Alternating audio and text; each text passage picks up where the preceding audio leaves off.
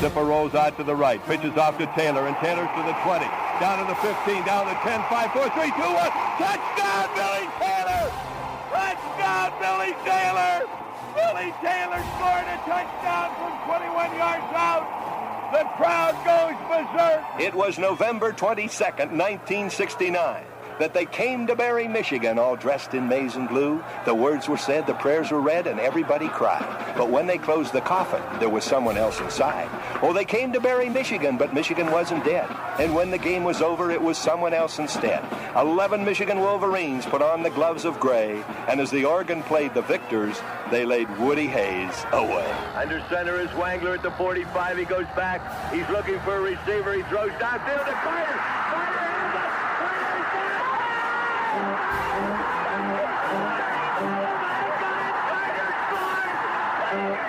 Who's got it better than us? Nobody!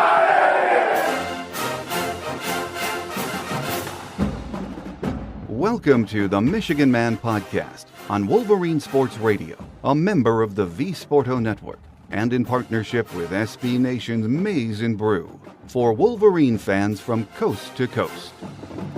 Go Blue, and welcome to the visitors edition of the show for Northwestern Week.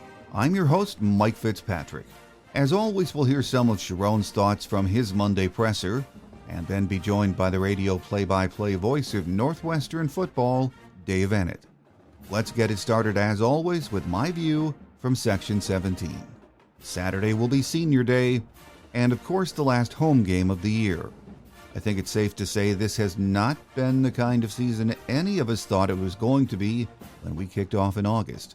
This week Northwestern rolls into town, and they still have hopes of closing the season strong and getting a bowl bid. They need 2 wins in order for that to happen. Getting bowl eligible is at the top of Michigan's list this Saturday too. The Wildcats are one of the worst offensive teams in college football, but their defense has been better than average. Last week they played Ohio State tough for most of the first half and then imploded. Like Michigan, these guys haven't checked out, and they will bring some fight to the game. On paper, this looks to be a game Michigan can win, maybe even easily, but each week has been an adventure for this team, and I expect this week will be no different. At his Monday presser, Sharon said the team and coaching staff discussed the importance of being all in with what's left of the season. At this time of the year, especially with our, where we're at record-wise, felt like, we wanted to have that. And it wasn't my decision, it was the captains. The captains had that. So Max Bredesen actually came up with that, so credit to Max. And, we all took it upon ourselves, and it really turned out well. Sharon talked about how important getting to a bowl game is for this team. It's huge for the program. Obviously playing another game, getting another chance to play with your team, but building on the future, getting more practices. It's like another spring ball for the young guys. It's, more football for the guys that, need to keep getting better at football. So it's huge for us and huge for the program. Sharon said he has a list of mentors he keeps in touch with during the season. First one's been Coach Harbaugh. Just continue to strive to get better. He's been through good seasons. He's been through bad seasons. So he's seen it all. John, his brother, talked to him a good bit. Got in text with Mike Tomlin a little bit. And then, Coach Stoops is a guy that I've been very close with my whole career. Obviously played for him. So those are guys that I talk to a lot, continue to talk to, and lean on, because everybody needs that. My guest today says the Wildcats have not had the season they hoped for either, but they have come to play each week, and he is certain they will not go quietly on Saturday in the Big House. Joining us next is the radio play-by-play voice of Northwestern football, Dave Eanet. So stay with us.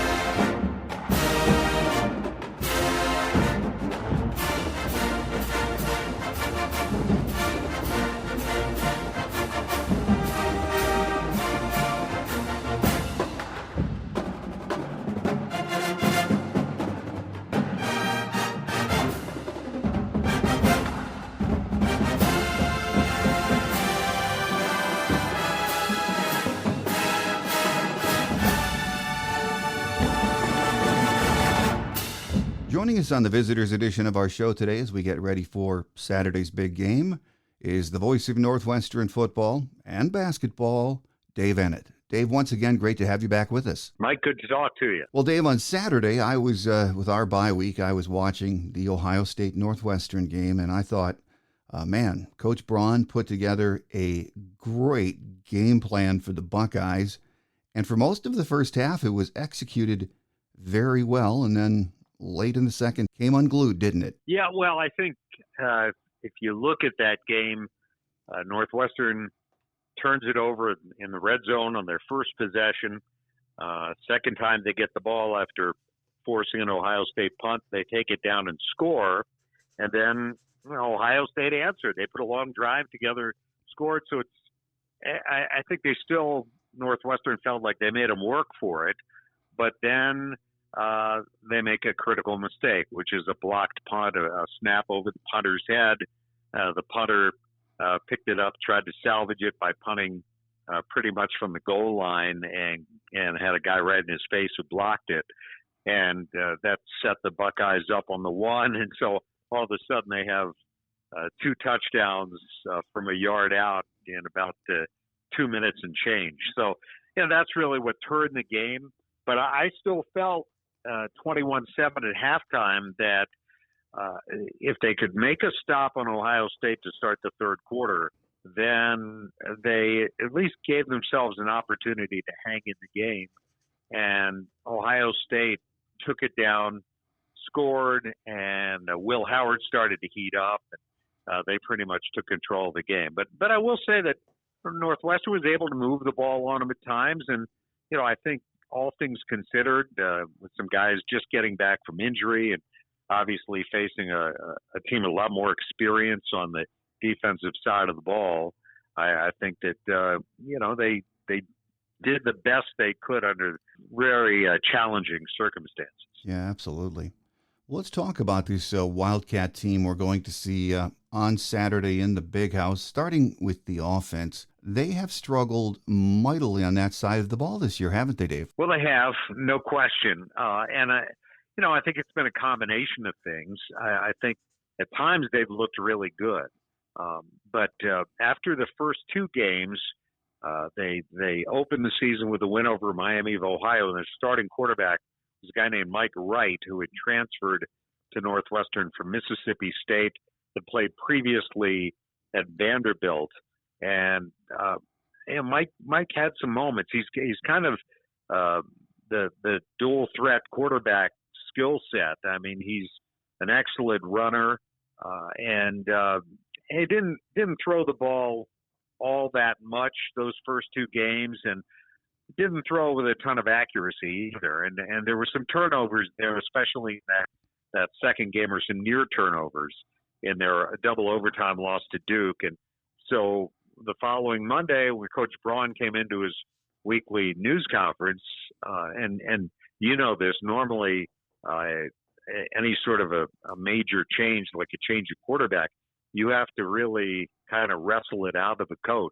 In this case, he came in and his opening statement said, "We're making a change of quarterback." And I don't think anyone expected it, but they decided to go with Jack Lausch, redshirt sophomore from Chicago. And I think part of it probably is that they've had a series of transfer quarterbacks in the program, and they've had success with a couple of them. Peyton Ramsey, who transferred in from Indiana and led them to the Big Ten West title in 2020, and Ben Bryant last year did an excellent job.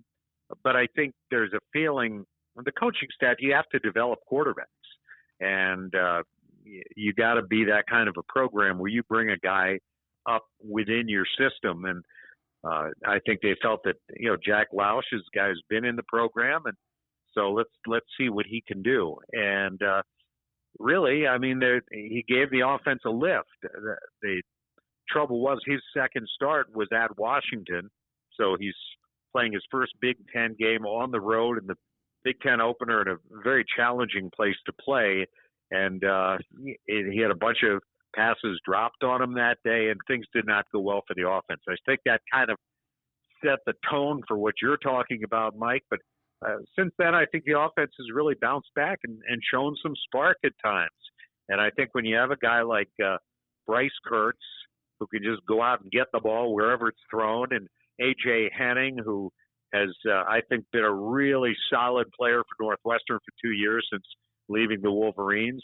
I think you show something, and the problem is they haven't been able to run the ball consistently, even though they have some talent in the running back room with Cam Porter and Joseph Hyman II and a sophomore by the name of Caleb Kabalafe.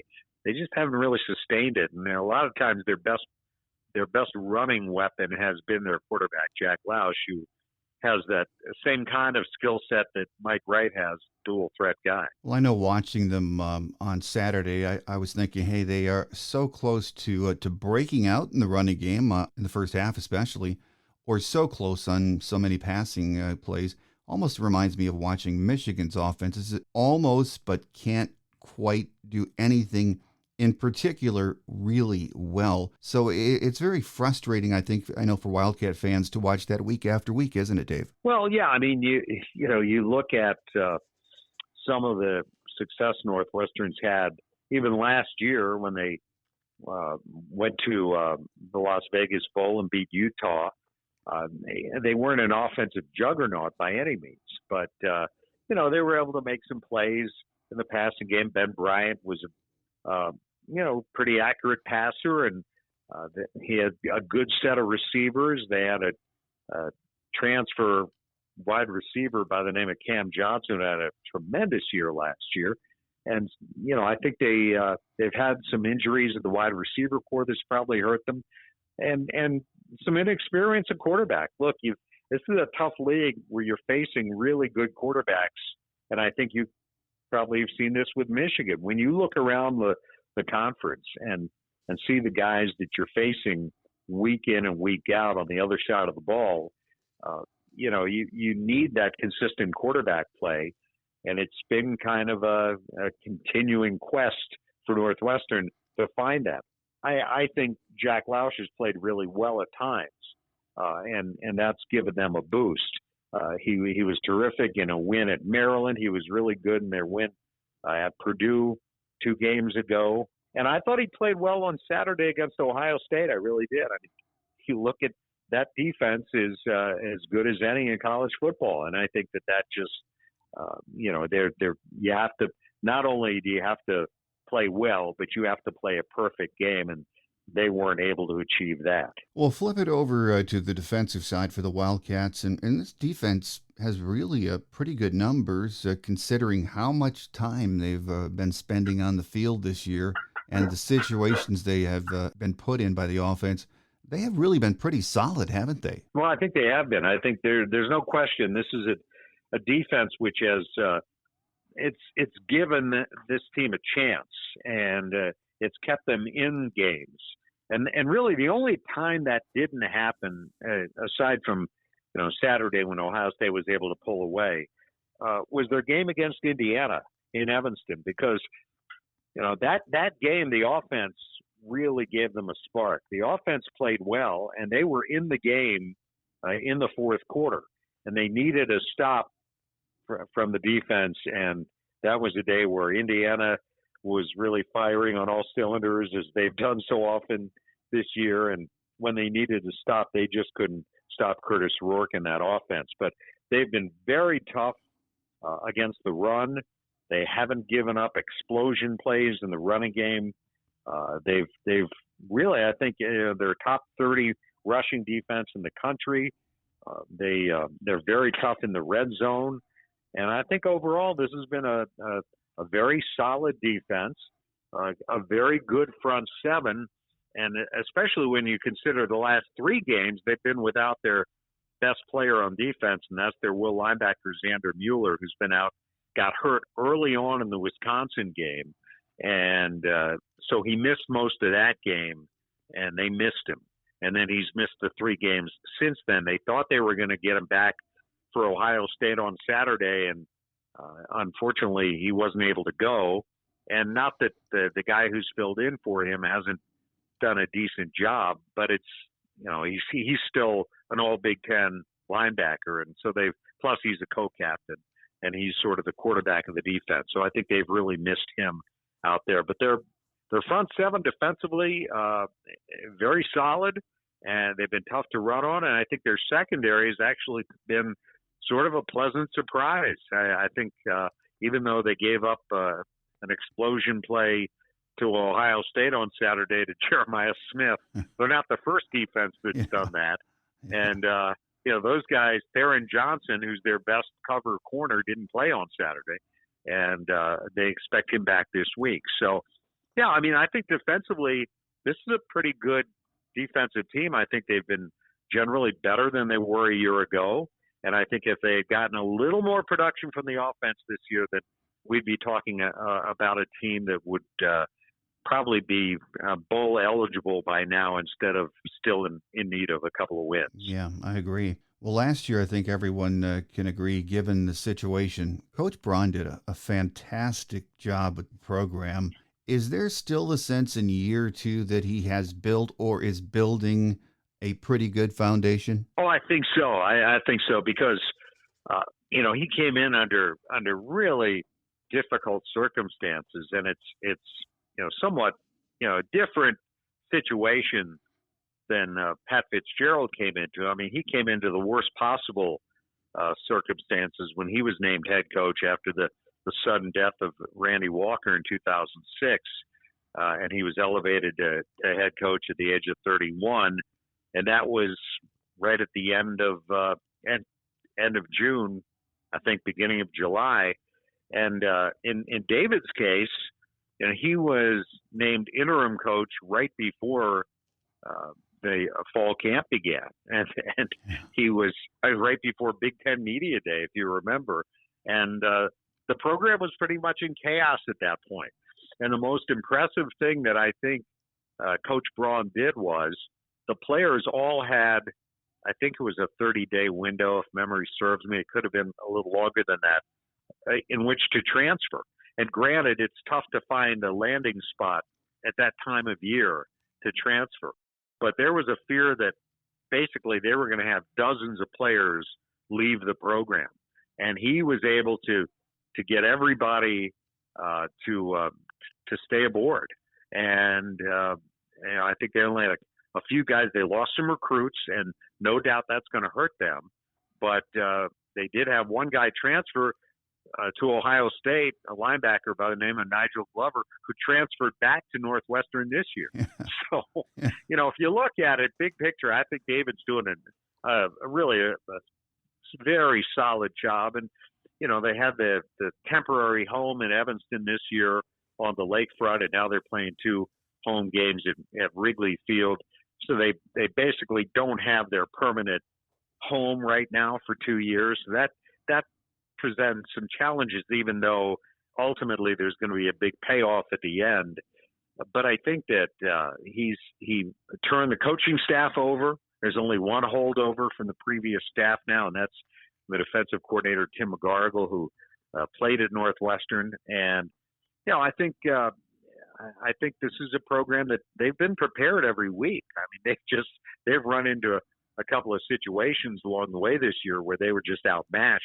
That's going to happen in the Big Ten. I think everybody understands that. And I think overall, everybody's excited about what the future of the program looks like, especially once they move into the new Ryan Field in 2026. Oh, yeah. Well, this Saturday, Northwestern is matched with a Michigan team that, it's not even close to what it's been the last 3 years. Pretty obvious by now. Northwestern is going to have their shots, no question. So let's start on the offensive side. What does Northwestern, in your mind, have to do well or better against this Michigan defense to have some success? Well, I'll tell you one thing they did on Saturday. I think the same holds true against Michigan. Is they were making a really bad habit of putting themselves behind the chains all year. Pre-snap penalties, post-snap penalties, law tackles behind the line of scrimmage. They haven't turned the ball over a ton. They tend to take pretty good care of the football. Look, Jack Lausch, even though he started 8 games, this is still a new experience for him starting at the Big House. So, I think it's going to be about keeping their composure, making sure they get some production on first and second down, as they did on Saturday. And I honestly, I think if you look at the way they played on Saturday, if Jack can continue that, and they protected him pretty well until once they got behind in the game, and Ohio State was able to pin their ears back and just tee off on the quarterback. The offensive line protected him pretty well. And obviously, they're going to have to do the same thing against the Wolverines Saturday. Don't turn it over and give him some time to operate. When Michigan has the ball, we all know as Wolverine fans, the offense it's struggling to be kind. How do you see Northwestern matching up against this Michigan offense, and what do you think they need to do to stay in this game on that side of the ball? Well, I mean, I actually feel pretty good about the Northwestern's defense matching up against the Michigan offense, partly for the reasons that you've just mentioned. I mean, I kind of look at this as sort of a similar, two similar teams right now. Yeah. I mean, I think there's more talent on the Michigan side of the ball. I mean, you're still talking about the defending national champs, and there are a lot of good players there. But I had a coach tell me once, every team, you could have the same players, but each year a team has a different personality. Mm-hmm. And even though it might be a bunch of the same guys back. And I think that's probably true with both these teams. And so I just think they need to kind of pick up on what they were doing against Ohio State Saturday. I think if they execute a little better, they'll stay in this game against Michigan. But I also think they can't be intimidated playing at Michigan Stadium. Now, they've already played at Husky Stadium in Washington, which is certainly a very tough place to play. And they've played at Kinnick Stadium. And quite frankly, that's another game where they were leading almost at halftime. And then the Hawkeyes, with their special teams, with their punting game, they were able to flip field position. Northwestern couldn't get out from inside their own 5, like on 4 straight possessions, gave up a safety, and that helped the Hawkeyes turn the game around where they had the lead at halftime after trailing. So, I think they have to avoid those kinds of mistakes. They have to do what they can to give their defense a break. Put some long drives together, as they did on Saturday against the Buckeyes. And I think if they do that, they're going to be in this game to the fourth quarter. Well, final question before we let you get away, Dave. Motivation, huge factor in college football, as we all know. And the Wildcats need 2 wins to get bowl eligible, probably, this week against Michigan. And then that big rivalry game at home against Illinois next week. If they can win the next 2, that would be a huge positive for Coach Braun and the program moving forward, wouldn't it? Well, it would be. And partly, Mike, they got a lot of seniors on this team. And, Xander Mueller, we still don't know his status for this week. My hunch is that we may very well see him there Saturday in Michigan Stadium. But guys like Bryce Kurtz and A.J. Henning, the clock is ticking on these guys' careers. And they've gone through an awful lot at Northwestern over the past 5 years. And I think they really want to send these guys out with one more opportunity beyond the next 2. And, it's possible, I guess. I haven't really done all the math and looked at all the bowl possibilities that one more win might get them in. Yeah. If they have to fill some bowl spots with 5 and 7 teams. And as you know, to get any kind of consistency, and no program's been more consistent than Michigan in terms of getting the bowl games, that's where programs really develop those extra bowl practices. So I think for Braun, for his staff, and for these seniors, it would be big. And it's a big motivating factor for them to try to win these last 2 games. They're always pumped up for Illinois. That's a rivalry game. They've had the better of it over the years. Illinois got them a couple of years ago, I think maybe even 2 years in a row, but Northwestern went into Champaign last year and won, and this is a much better Illinois team, but I think they know they'll be ready for that. And I have a hunch they'll be ready to play Saturday in Michigan, but it's senior day, and that's always tough too. So that can work both ways for a team, I found. So, it'll be interesting. I think it's going to be a good game Saturday, and I'm looking forward. We haven't been there in a while, so it's going to be good to be back in the big house. Yeah, I think it's going to be a lot of fun. Big game for both teams, especially with the postseason implications. So we shall see. With us today on our visitors edition of the show has been the voice of Northwestern football and basketball, Dave Eanet. Dave, as always, it's a pleasure having you on the show. We thank you for your time and look forward to another visit in the future. My pleasure. Thanks for having me, Mike.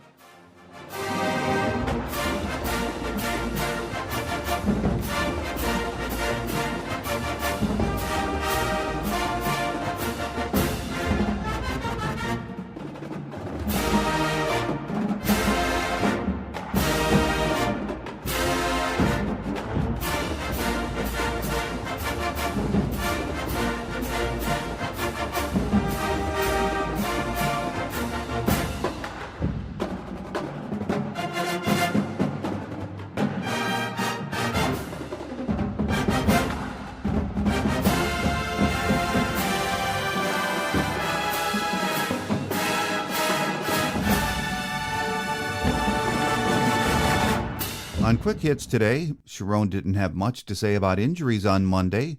He briefly talked about Will Johnson, but didn't give any indication as to his status for Saturday's game.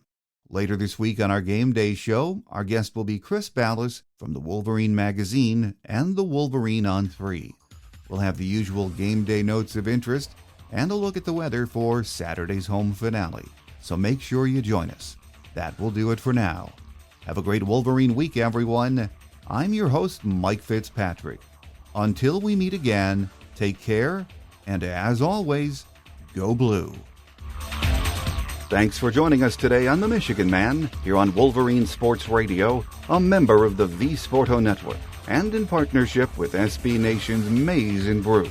Our listener lines are open 24/7 for your calls at 313-263-4842. That's 313-263-4842.